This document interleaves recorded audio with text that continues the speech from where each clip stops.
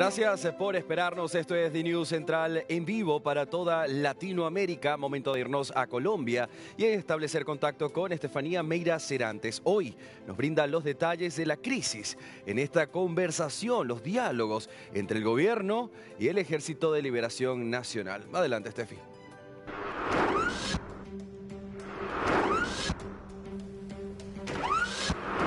Claro que sí, Andy. Para analizar este tema en este momento está con nosotros León Valencia. Él es el director de la Fundación Paz y Reconciliación, la Fundación Pares. Además, analista político y de conflicto armado en Colombia, ex integrante de la guerrilla del ELN en los años 80. Señor Valencia, le doy la más cordial bienvenida a los micrófonos y pantallas de The News y quiero empezar esta entrevista preguntándole. El presidente Petro había dicho que el proceso de paz con el ELN se iba a firmar en 3 meses.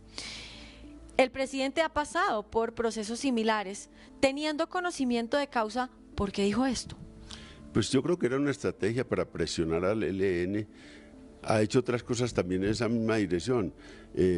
No se fija sobre qué son las realidades y no se fija en cómo puede empujar una cosa hacia adelante. El presidente es un vendedor de ilusiones y un vendedor de sueños y quiere acelerar las cosas. Y a veces eso no se da en la realidad y no se ha dado en este caso. Y es muy difícil negociar con el ELN y hay que saber en qué está el ELN también. El ELN está en dificultades internas, hay que atender esas dificultades, hay divisiones al interior, hay una gente que quiere venirse a la paz de la mano de la izquierda, otra gente que quiere explorar, seguir en un proceso más largo y seguramente eso han citado a un congreso para tratar de definirlo. Vamos a ver qué hace el ELN internamente, de eso depende mucho la paz. ¿Por qué el ELN dice que es Petro el presidente con el que más le ha costado negociar? Eso no es tan cierto. Con otros presidentes es que no se ha avanzado nada. Con este tiene una agenda, tiene ya una sociedad civil organizada al lado de ellos, tiene unas condiciones internas favorables a una paz, porque más o menos todo el mundo respalda, con alguna cosa de oposición, pero todo el mundo respalda esa negociación. Tiene una situación internacional muy favorable porque hay tantos países apoyando esa negociación. Entonces yo creo que las cosas están mejor que antes, pero claro, como son 4 años, como eso hay que definirlo rápido, la presión es muy grande y las dificultades internas del ELN aplazan y demoran más el proceso. Históricamente, ¿qué ha pedido el ELN y por qué es distinta a las FARC?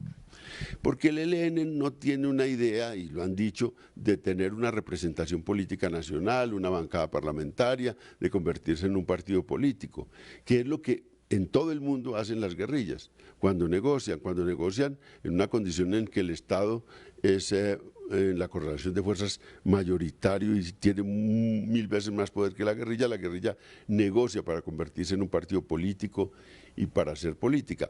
El ELN dice que no, que le interesan las regiones, que le interesa seguir acompañando en el territorio a las organizaciones sociales que quieren hacer una negociación atípica, distinta a la que se ha hecho.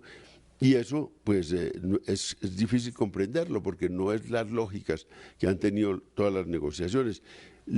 Con las FARC se demoraron mucho, a pesar de que ellos sí tenían la idea: nos convertimos en partido político, necesitamos unas transformaciones agrarias, unas transformaciones en los territorios, y pusieron todo sobre la mesa para salir a la paz. Y en cambio el ELN está pendiente de qué aporta la sociedad civil para irse a la paz. No tiene una agenda que es su agenda y con la que va a negociar. No dice, dependemos mucho de la participación de la sociedad civil y de las reivindicaciones y agenda que traiga la sociedad civil. Entonces hay más manos en esa negociación que en la negociación con las FARC.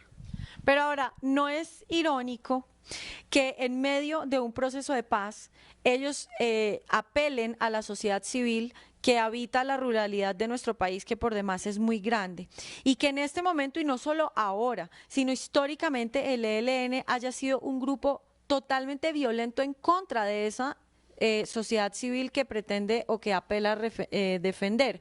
Y al margen de esto, en este momento del país están conviviendo con otros grupos armados, las disidencias de las FARC y demás, que están afectando principalmente a la sociedad civil que vive en áreas rurales de Colombia.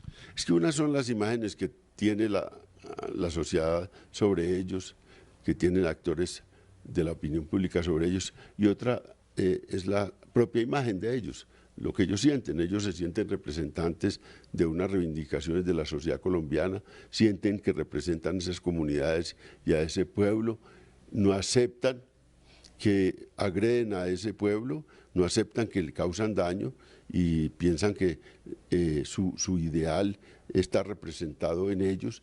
Entonces, esas son las realidades que a veces transforman las negociaciones, y a veces las guerrillas se dan contra la opinión pública y se dan contra la realidad de manera impresionante. Por ejemplo, las FARC, cuando salieron ya a la paz, descubrieron que había unas broncas enormes contra ellos, unos odios enormes, y que no tenían mayor respaldo político. Cuando estaban en la guerra creían que ellos tenían un enorme respaldo político, pues no lo tenían.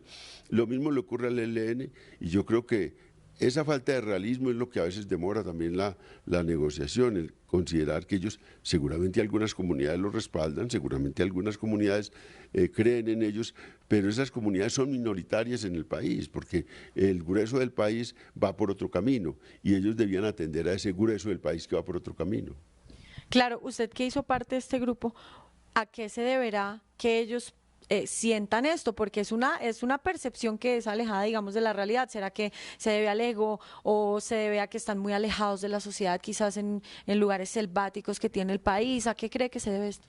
La política tiene eso de extraño, no solo en la vida guerrillera, que ya es más difícil comprender lo que está ocurriendo acá, sino en la propia vida civil. Los políticos creen a veces que ellos son salvadores de un país y que realmente ellos representan al país entero, y esas son cosas, y eso es lo que los lleva a hacer política. Un político que no crea que representa al pueblo, pues no se mete a la política, pero la mayoría creen que representan al pueblo, y estas guerrillas creen eso. La vida democrática le da a uno con el balde en la cabeza y dice, bueno, mire, su apoyo está en estos votos, son tantos y no hay más, y esa es la realidad. Ellos vendrán a hacer política y encontrarán la realidad, y es cuánto pueden apoyarlos, cuánto no. Así es. León Valencia, muchas gracias por haber estado con nosotros en DNews tratando y analizando este importante tema para el país. Bueno, no, muchas gracias. Nosotros seguimos, Andy, contigo en estudio, analizando esta importante noticia y cuáles han sido las repercusiones en un proceso y en unos diálogos de paz que parecen no avanzar. Regreso contigo, Andy. Muchísimas gracias, Estefanía Meira Serantes. Buenas noches.